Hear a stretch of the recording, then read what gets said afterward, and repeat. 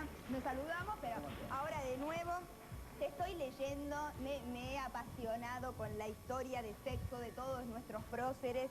Tremendo. Bueno, el año pasado estuviste contando de este. Claro, y es más, te adelanté algunos capítulos. Pecar como Dios manda es el tomo 1. Y adelantamos algunas de las cosas que ahora están aquí en Argentina con pecado concebida, y agárrate con lo que eran nuestros próceres. Algunos, la verdad, que está buenísimo como eran. Sí, bueno, vos sabés que en realidad esta trilogía, y Argentina con pecado concebida en particular, surge de una hipótesis. Y es que no se puede entender la historia de un país si se desconoce la historia de su sexualidad.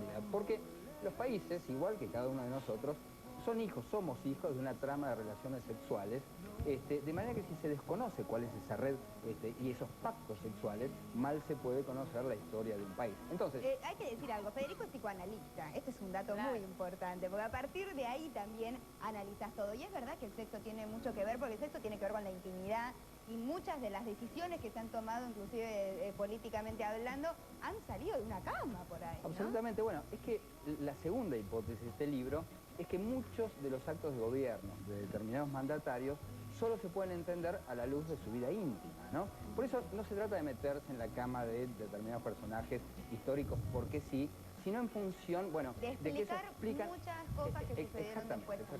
El libro arranca con Belgrano, el segundo, que es el que vamos a hablar hoy, porque el primero habla más de la etapa de conquista, claro, ¿no? Y acá arrancamos ya desde la Revolución hasta 1930, ¿eh? Sí, hasta 1930. ¿Cómo va a ser el tercero? La pregunta, se viene el sexo de los actuales, de los políticos que hemos conocido, ¿no? Muy difícil, y ya se están empezando a sentir las presiones. ¿De qué ibas a escribir y qué no? Y yo en el teléfono era alguna curiosidad. Y aparte tenemos un par que tiene mucho historial sexual, ¿no? Carlos, ¿a vos cuántos tomos tiene el solo? Claro, vas a tener que sacar Solito como 2 tiene tomos para... 5 tomos. No, y por ahí entendemos muchas de las decisiones que se tomaron, claro, ¿no? Si vienen desde ahí, totalmente. Por supuesto, bueno, vamos a hablar puntualmente de este, que es el que nos compete en el día de hoy. Arráncate, nunca mejor puesta la palabra. Arranca con Belgrano y los rumores de homosexualidad, ¿no? De Belgrano, que vos los explicás muy bien, digamos, los justificás desde otro lugar. Bueno, es muy interesante porque sabido es que existen muchos rumores acerca de las preferencias sexuales de Belgrano. Lo cierto es que Belgrano era un tipo muy atildado, un tipo muy amanerado, con una voz muy aflautada, a decir de algún político de hoy, muy afrancesado, ¿no es cierto? Literalmente afrancesado. Pero tenía autoridad. Sí, claro. Además, el tipo, cuando se hace militar, era un militar sumamente severo con su tropa. Entonces, me interesó saber de dónde surgió, digamos, esta versión rumor, acerca de la homosexualidad de Belgrano. Entonces, uno puede percibir que en realidad esto se utilizó como una herramienta de discusión política, de difamación más bien política, para eludir alguien justamente... que quería perjudicar. Claro, entonces pude determinar, a partir de un documento, quién fue el primero en tildar de homosexual a Belgrano. ¿Y quién fue? Dorrego. Dorrego, que tenía que ver con una discusión política, justamente para ubicarse en relación a San Martín. Claro, entonces hay pero San Martín lo terminó defendiendo a Belgrano. Claro. Lo que pasa que, a ver, hoy uno puede decir que la acusación de homosexual, digamos, a mí francamente no me importa cuál es. Hoy no es una acusación. Claro, pero en esa época sí, porque constituía un delito ser homosexual, claro, y muchas veces, sobre todo si era un militar, podía terminar en un paredón de fusilamiento, ¿no? De manera que era una acusación muy seria. Bueno, y hay una anécdota que cuenta que San Martín estaba pasando las voces de mando, las tenía que repetir Belgrano, y por último, Dorrego. Entonces Dorrego, cuando le tocaba repetir esta voz de mando, burlándose de Belgrano, claro, porque Belgrano por ahí hablaba así, tenía una voz aflautadita y qué sé yo. Bueno, este chiste le salió caro, le salió muy caro, porque San Martín lo desterró, quiero decir, era un castigo sumamente severo. Porque insisto en este punto, más allá de que hoy nos pueda parecer intrascendente si alguien era no homosexual, en esa época podía, sobre todo insisto, un militar, podía costarle la vida. Seguro. Y hablando de San Martín, que lo mencionaste, ¿no? Hay un capítulo dedicado a San Martín y su mujer. Qué feo, pobre San Martín. Es como que, sí, ¿viste? Uno tiene la imagen de San Martín cruzando los Andes, ¿no? Un tipo con una valentía tremenda, con mucha virilidad, supongo. Era cornudo. No. Sí, era cornudo. Eso por meterse con Estaba chicas tan mucho tiempo chicas. afuera de la casa. Por meterse con gente mucho más joven ¿Por que qué él. era Bueno. cornudo? Vos sabés que descubrí una carta que estuvo celosamente ocultada, donde San ¿Cómo Martín... descubriste esta carta? Bueno, son trabajos de investigación que llevan mucho tiempo, hay que meterse en archivos, en Claro, porque bibliotecas. ¿cómo sacás toda esta información? Pero hay algo curioso, digamos, son documentos a los que cualquiera de nosotros podría acceder. Lo que sucede es que han sido silenciados muy escrupulosamente y muy sistemáticamente, ¿Qué ¿no? decía la carta? Y en esta carta, San Martín le confiesa a un amigo suyo que acababa de descubrir que su esposa le había sido infiel. Pero lo terrible del asunto es que descubrió que le había sido infiel con dos soldados, con los soldados Murillo y Ramiro, soldados de su propia tropa, y todo Típico. indica que no fue sucesiva, sino simultáneamente. ¡No! Bueno, de hecho, San Martín... Me parece bárbaro. bueno, de hecho, San Martín... No, ya Y encima imaginé- Murillo tiene calle. Terrible.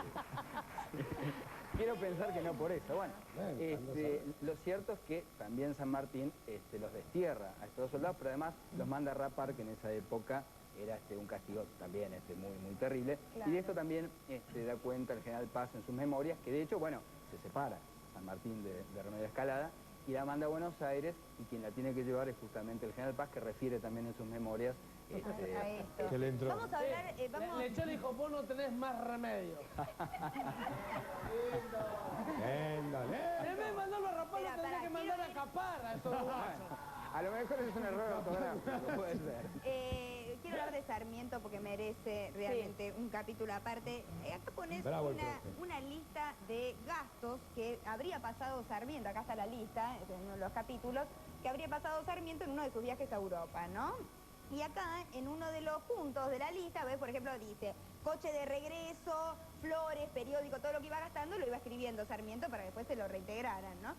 Un pastel para comer, orgía. ¿Para qué va a ser? Una pieza para sacar la pluma. ¿Cómo Perdón. orgía?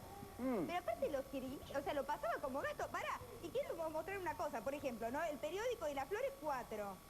2 retratos, 5. La orgía le costó 13. Es lo más caro que pagó en el viaje. Sí, de hecho ¿Qué fue a Ciudadela? Tremendo. Es lo Ómnibus que y más. Y eso ferrocarril porque no para existía Grecia. cocodrilo, si no tenía canje. Claro. Porque, mira, vos fijate la relación. Un par de zapatos que se compró Sarmiento, 15.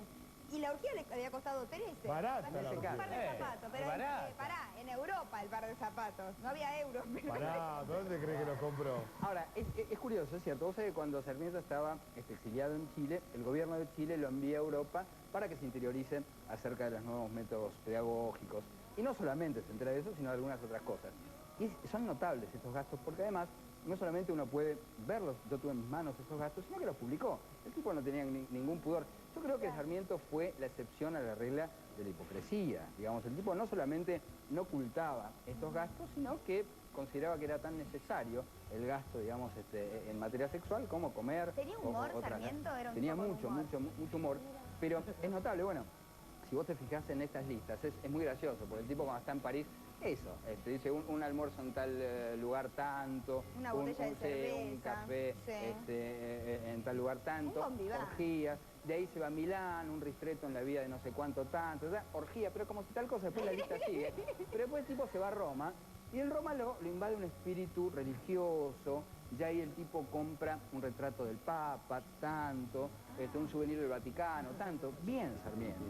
Termina el día, gran orgía. Ya.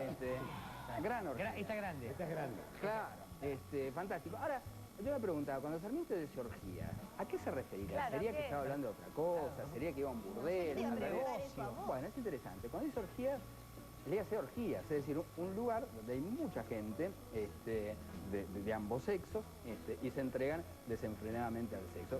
Cosa que estaba muy de moda en Europa en aquella época. Después pasó la moda de las orgías y está volviendo ahora. Sí, está volviendo. Está volviendo. Sarmiento está volviendo. ¡Ah! Sarmiento no, las orgías. Las orgías. Pero que era una suerte de swinger de la actualidad, digamos, lo que él gastaba era en entrar, pagaba Bueno, la entrada, swinger o él no. contrataba a un grupo de gente que vengan a su habitación. Swinger digamos. no, porque a sus mujeres las tenía muy cuidadas. Pero la historia dice que las orgías eran lugares privados, más o menos privados, a donde uno iba, digamos, si tenía sexo grupal. Ahora, Es decir, ¿qué hacía? él Hombres y lo mujeres. organizaba. Perdón. Hombres y mujeres. ¿Sarmiento con hombres estuvo también? Había, bueno, en una orgía... No vamos a manchar tanto la imagen. No, de perdón, que Sarmiento. es un periodo histórico, ¿no? Pero digo, En no una sé. orgía hay hombres y mujeres. Ahora, ¿qué hacía Sarmiento? Exactamente no sé. quiero Bueno, decir, por lo pronto, cuando la vio Pasaba. Mariquita Sánchez de Thompson en el living, acá Claro. decís lo que hacía. Creo que fue el que acuñó el término organicémonos, en principio. Es probable. Claro. Bueno, tengo que ir cerrando, pero lo de Mariquita, ¿no querés que lo cuente? Sí. Mirá que está bueno lo de Mariquita.